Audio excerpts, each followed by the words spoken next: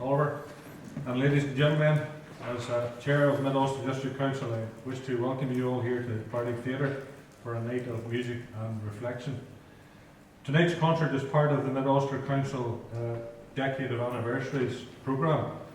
This special concert will highlight the stories of the soldiers from the island of Ireland who fought and died during the First World War using music and narrative. Their stories will weave their way throughout the concert, creating a musical journey of remembrance and reconciliation. Tonight's concert includes a specially commissioned piece to commemorate Robert Morrow, VC of New Mills. I hope you enjoy tonight's performances and please come along to future Decade of Anniversaries events across the Mid Ulster District. Thank you all very much. Hello there. Oh, very friendly, that's lovely. It's really lovely to be here and lovely to perform some music. The hope is that we will take you on a little bit of a journey through the battlefields of the First World War. And we've just returned from Flanders and at a busy time over there, but also really to what we kind of sensed over there was that so many people still believe, rightly, that it's important to remember. And right through the island of Ireland, people have been remembering in all different ways, and it's been quite amazing. Over 200,000 boys left the island of Ireland to fight and to serve during World War I. And it didn't matter, they were from different faiths and from different backgrounds. But together, on them battlefields in France and Flanders, they were all boys of the island.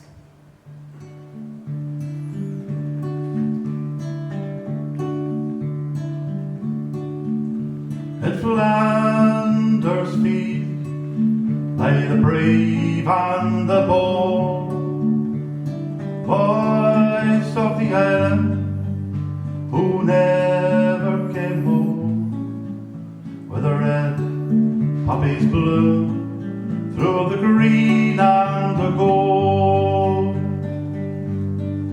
In these fields of Flanders,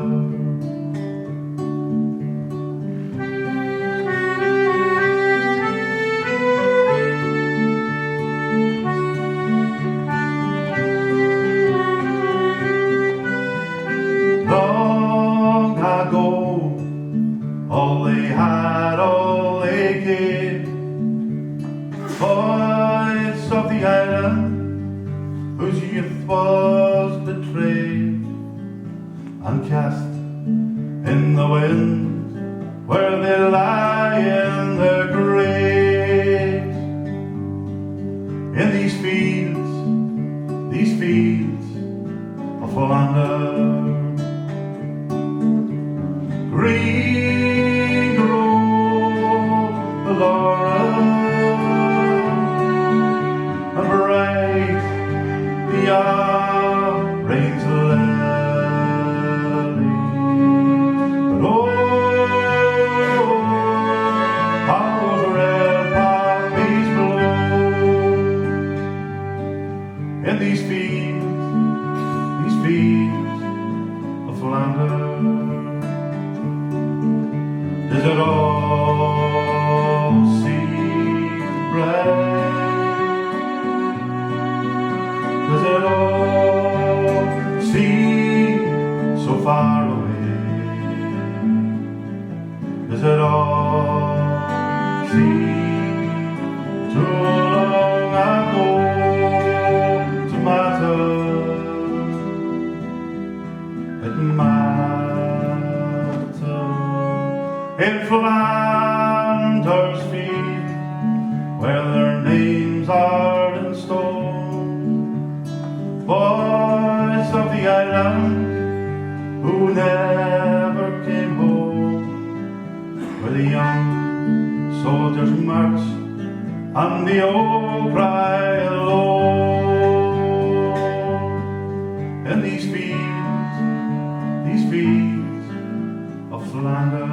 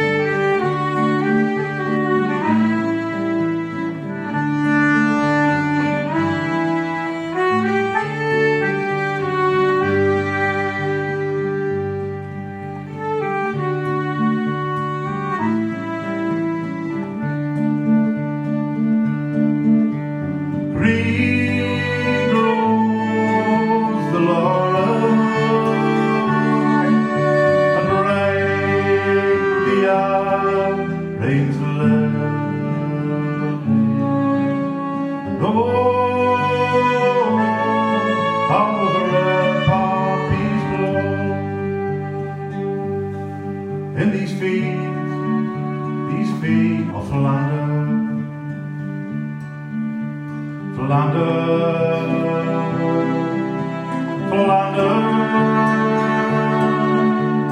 Flanders, Flanders.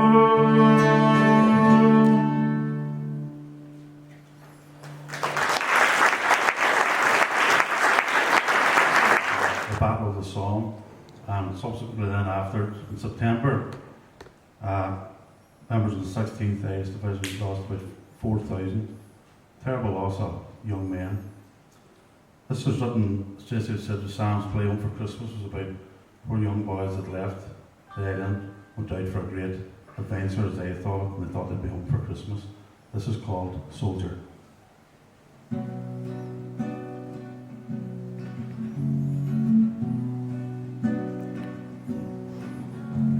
Oh, I came a long way over the foam, here with the others, but still on my own.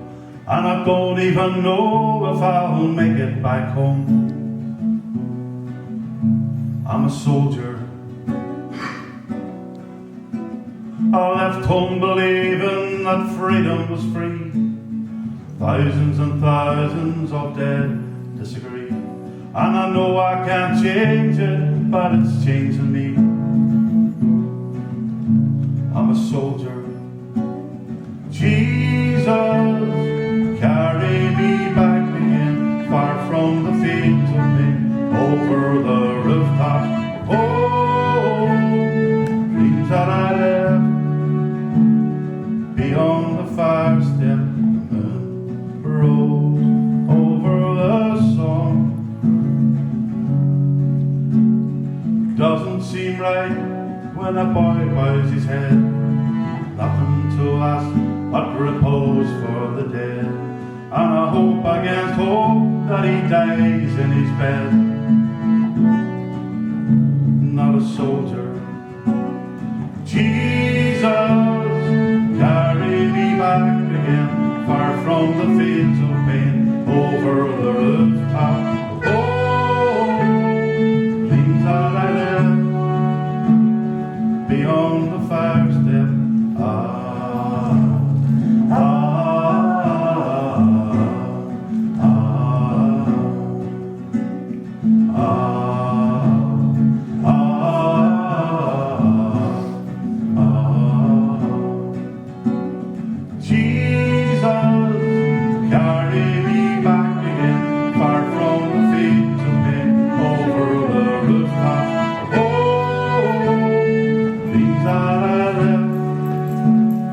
Beyond the fire step.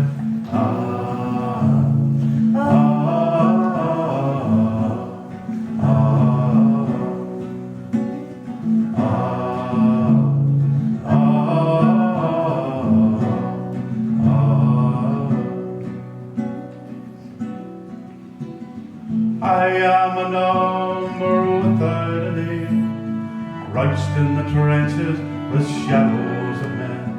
And I know that I'll kill or be killed in the end. That doesn't make me a soldier. That doesn't make me a soldier. That doesn't make me a soldier.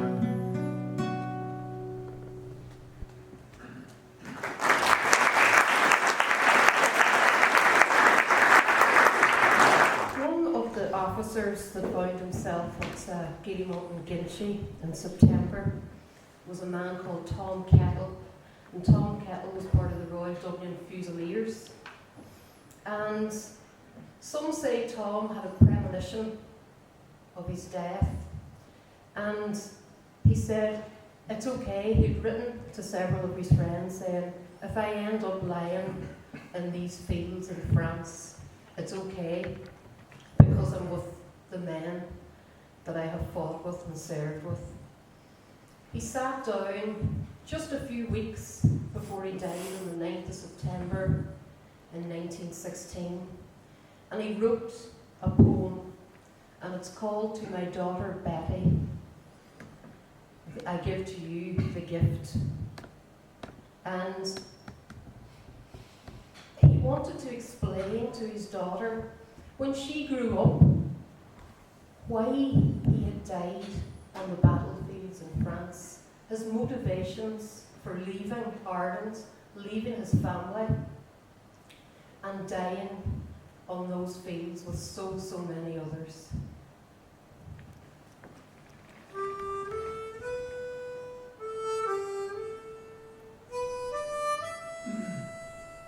In wiser days, my darling rosebud lone, to beauty proud as was your mother's prime, and that desired, delayed, incredible time. You'll ask why I abandoned you, my own, and the dear heart that was your baby throne. To dice with death, and oh, they'll give you rhyme and reason, and some will call the thing sublime, and some declare it in a known tone. So here, while mad guns curse overhead, and tired men sigh with mud for couch and floor, know that we, the foolish dead, died not for flag, nor king, nor emperor, but for a dream born in a paired man's shed, and for the secret structure of the pearl.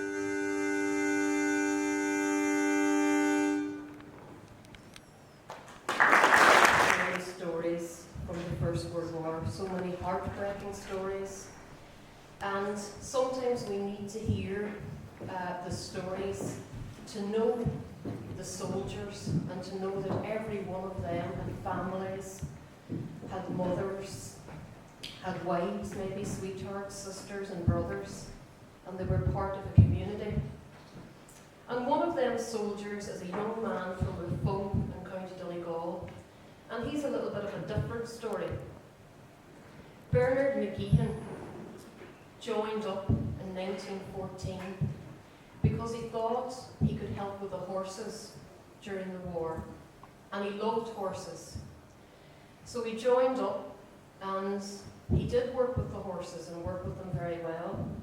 And I should say at this point that if it was now, Bernard would be described as being autistic. After the disaster of the Battle of the Somme and so many losses, particularly from Ulster, and Bernard McGeehan was moved up to the front line trench, and this just didn't work for Bernard at all. His officers described him as being slow. The other soldiers made fun of him in the trenches and effectively bullied him in the trenches. He was in France in 1916, and he just couldn't take it anymore. He left the trench and he aimlessly wandered away. When I say aimlessly wandered away, he walked, but he walked for about 80 kilometres until he found another regiment, and he described to them what had happened, and he said, "I need to find my men." At this stage, young Bernard McGeehan had no gun. His uniform was ripped and in pieces. They took him in, but a few weeks later, Bernard was court-martialed for desertion. And to try and understand just a little bit, Bernard McGeehan's trial lasted for 20 minutes. It took 20 minutes to decide his fate. And his commanding officer sent a note to the court that day to say that Bernard McGeehan was worthless as a soldier and should be made an example of. Bernard McGeehan was taken out on the 2nd of November 1916 at 16 minutes past 6, and he was shot dead.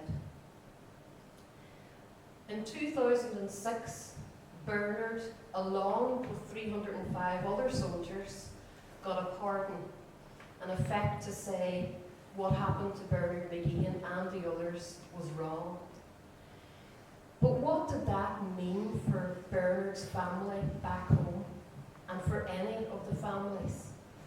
Well, Bernard has no name anywhere. There's no memorial for Bernard McGeehan. And his family would have felt the shame of him being described as a deserter and shot at dawn. A number of years ago, 2008, for the 90th anniversary of the end of the armistice of the First World War, the Last Post Association asked me to write a piece of music for a concert they were doing. And I took the opportunity to write a piece of music and dedicate it to Bernard McGeehan. And do you know what was lovely that evening at the concert was there was a programme and there was a full page devoted to Bernard McGeehan. So in a way it was like remembering him, and that was really, really nice. The next piece is simply called Bernard.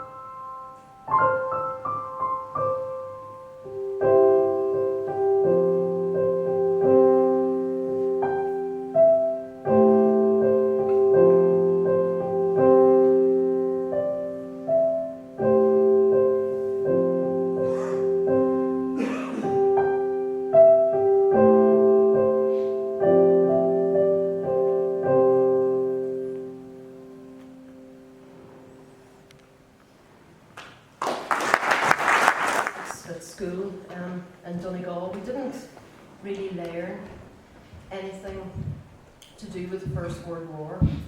But I did have a history teacher in secondary school who, let's say, he really was passionate about the First World War. And at one stage I thought, if I hear trench warfare one more time.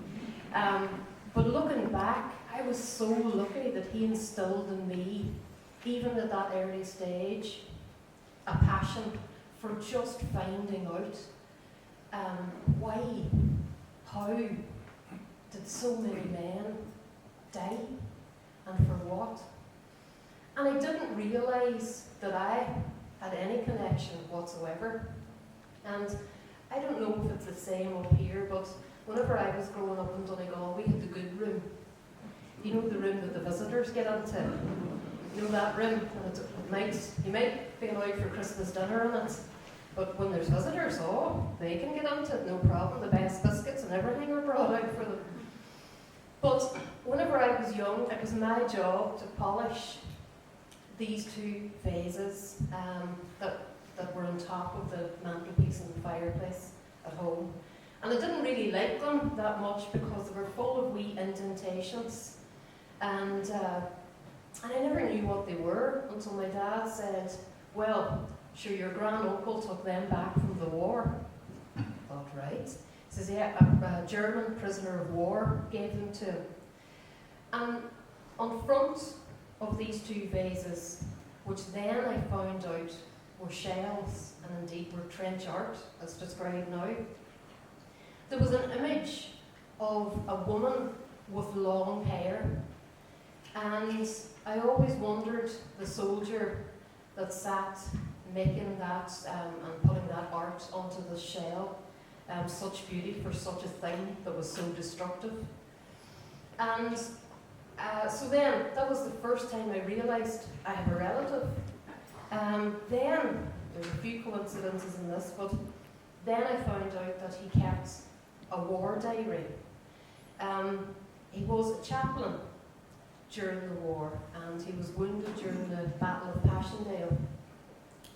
And the next song is about a young chaplain finding himself in the trenches in the First World War and longing to be back home in Dunree, looking across the water, seeing the rocks of Fannet, and just longing to be where the pain can't touch him or any of the soldiers.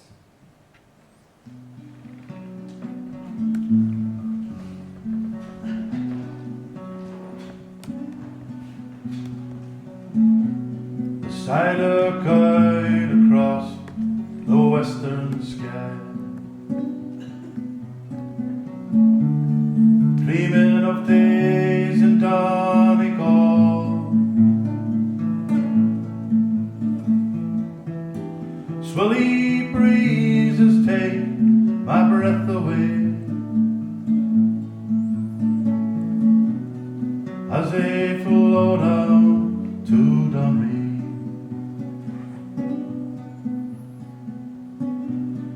Picture the way the Swilly flows through there. No dark Fannet rocks against the sea. No other pain or grief could touch me there. If I could go back to Dunree,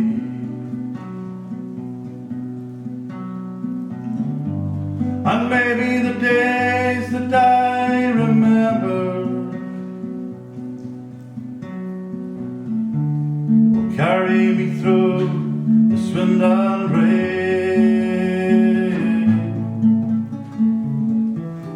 Chasing my rainbow, I'm just chasing dreams of days that will not come again.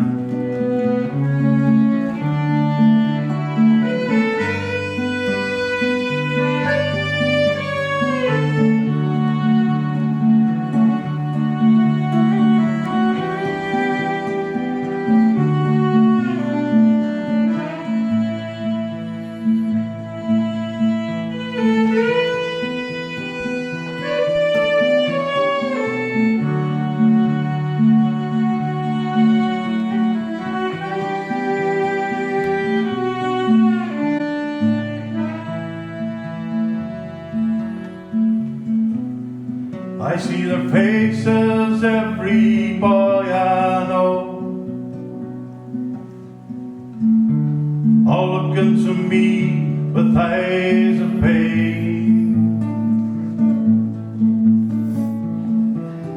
But all the prayers I make to God above will not see them home again. There's no purple heather in these fields of blood, no dark fanning splash against the sea. Why watch the day go down in Passchendaele? Wish I was back in Dunree.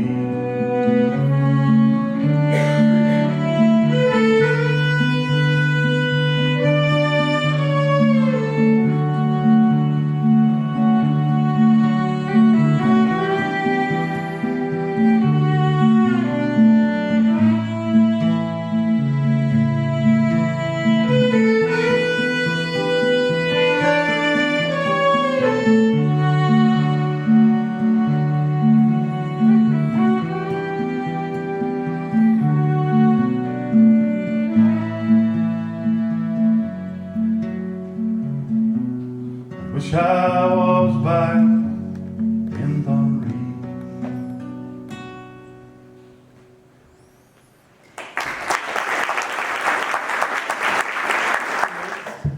The Islands of Ireland Peace Park opened in Flanders.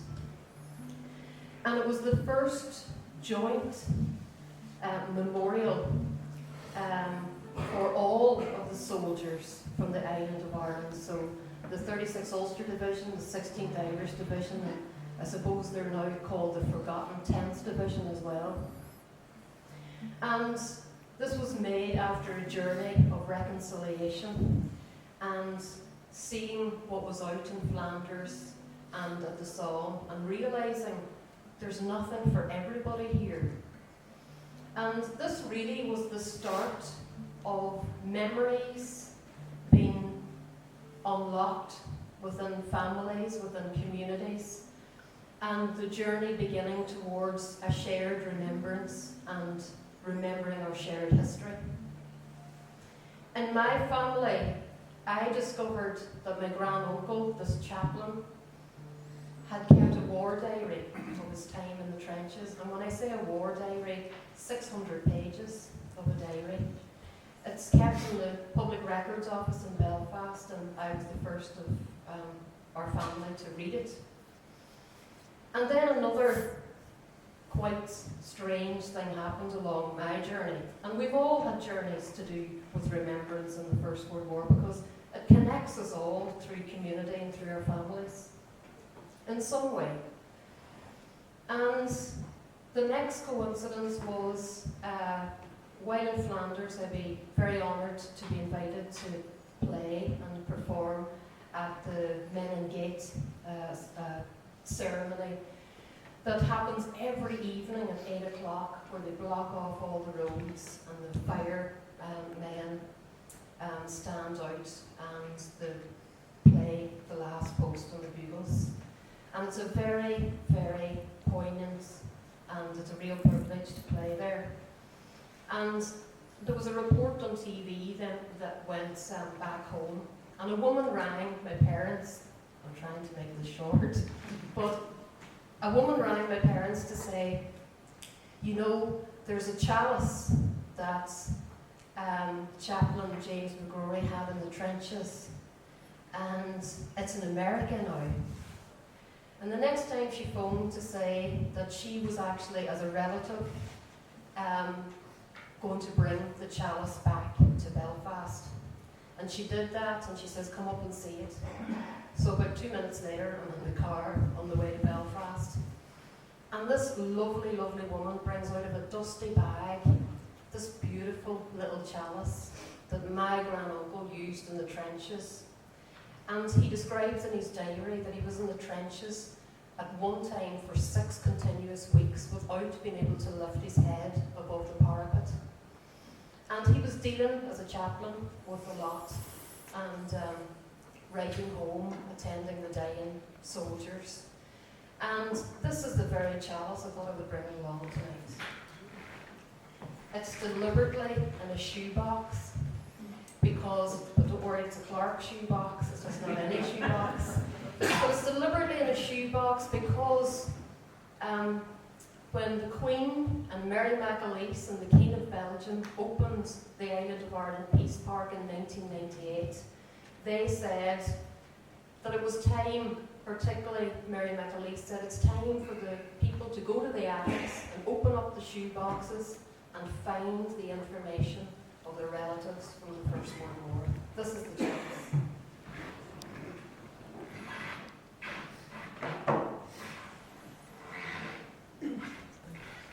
So, isn't that amazing to have that 100 years later? So, my granduncle survived the First World War. He was wounded at the Battle of Passchendaele, recovered, and went back out until June 1918. And he passed it on, and he told of the story. So he got it engraved before he died, and it's engraved in 1951. And in Latin, the translation, "Kind Lord, grant them peace." And this really was his message to the soldiers of the First World War. But it's like a bit of history and a part of him.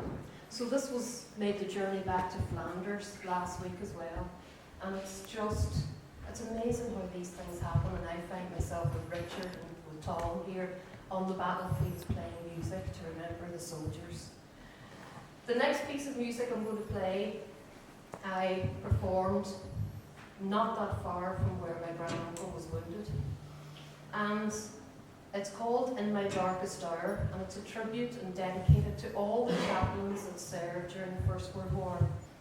Because no doubt it was the soldiers of the First World War, the dying soldiers, it was their darkest hour. But what about the chaplains? It was their darkest hour. And where did they go to find help and get spiritual guidance? This is called In My Darkest Hour.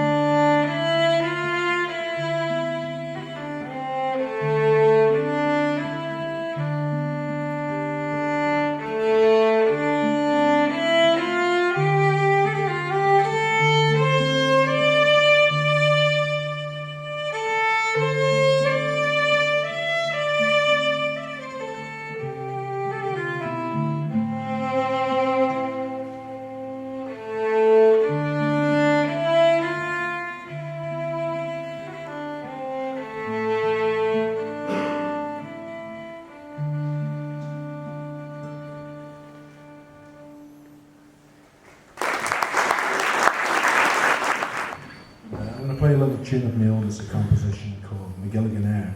It's where my mother was from. It's a beautiful place.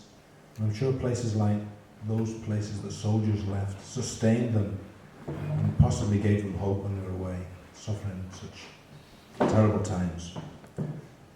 Maybe to lighten the mood, I'll tell you a funny little story. I was playing this tune recently, and in the middle of the tune there's a mechanism here, and my moustache caught in the mouth of it. And rather than lose the hair, which had been quite painful, I decided to play a wrong note. I don't think anybody noticed. So if you hear something that sounds a bit odd, you know the reason tonight. This is called McGilligan Air.